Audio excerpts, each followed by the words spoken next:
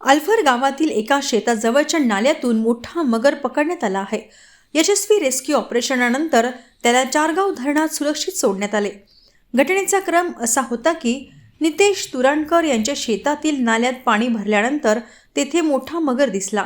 तो त्यांच्यावर चाल करून आल्याने भीती निर्माण झाली।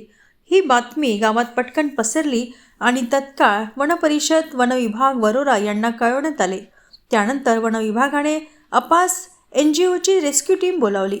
दुपारच्या सुमारास सुरू झालेल्या या ऑपरेशनमध्ये पाण्यातील मगराला सापळा लावून पकडण्यासाठी रेस्क्यू टीमला खूप कसरत करावी लागली। हे प्रयत्न पाहण्यासाठी गावकरी मोठ्या संख्येने जमा झाले होते।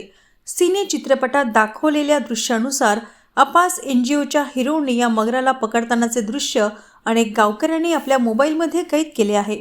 हा थरार पाहण्यासाठी मोठ्या संख्येने गावकरी या ठिकाणी उपस्थित होते।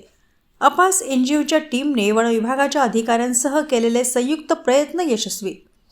रेस्क्यू कार्यामध्ये अपास NGOचे विशाल मोरे, हर्षल बाकडे, विवेक मोरे, पंकज खाजने, प्रशांत राऊत, अमित नन्नावरे, राहुल पानघटे, शुभम भगत, श्रीपाद बाकडे, आशिष चहाकाटे यांनी तसेच वनपरिषद कार्यालयातील RFO सतीश शेंडे, शेगाव आरक्षी जितेंद्र लोणकर, टेंभुर्णा आरक्षी दिवाकर चांभारे आणि आल्फरचे वनरक्षक हजारे यांचा सहभाग महत्त्वपूर्ण होता।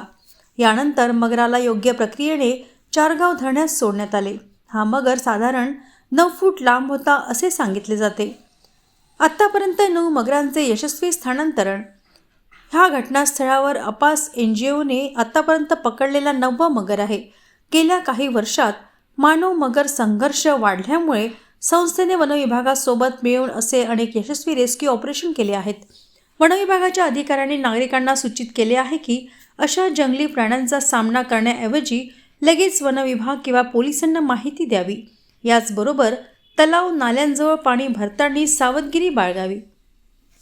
फॉरेस्ट ऑफिसला आल्फर या गावून फोन आला होता। त्याच्यानंतर फॉरेस्ट ऑफिसमधून आम्हाला अपास NGOला कॉल आला तर आल्फर या गावी मगर निघला आहे म्हणून। आल्फर हे गाव लबान सराटपासून कमीत कमी 2 ते 2.5 किलोमीटर अंतर आहे आणि जो तो नाला आहे तो बॅकवॉटरचा नाला आहे असल्यामुळे आम्हाला 100% असं माहीत पडलं का तो मगर जो आहे तो लबान सराटमधूनच आला आहे।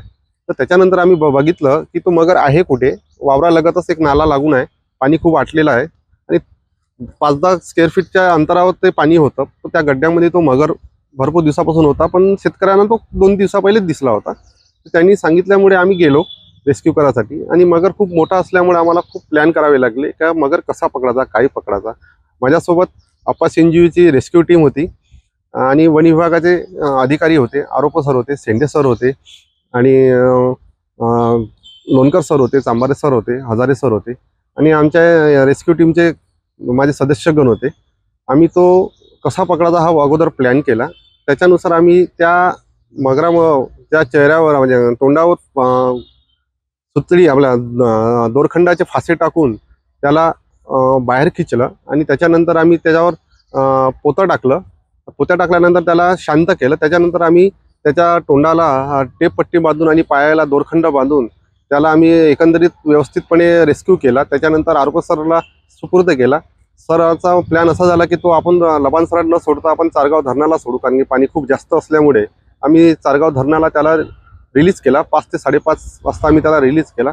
त्याच्यानंतर आमची NGOची टीम आणि सर आम्ही तसे परत ऑफिसला निघालो।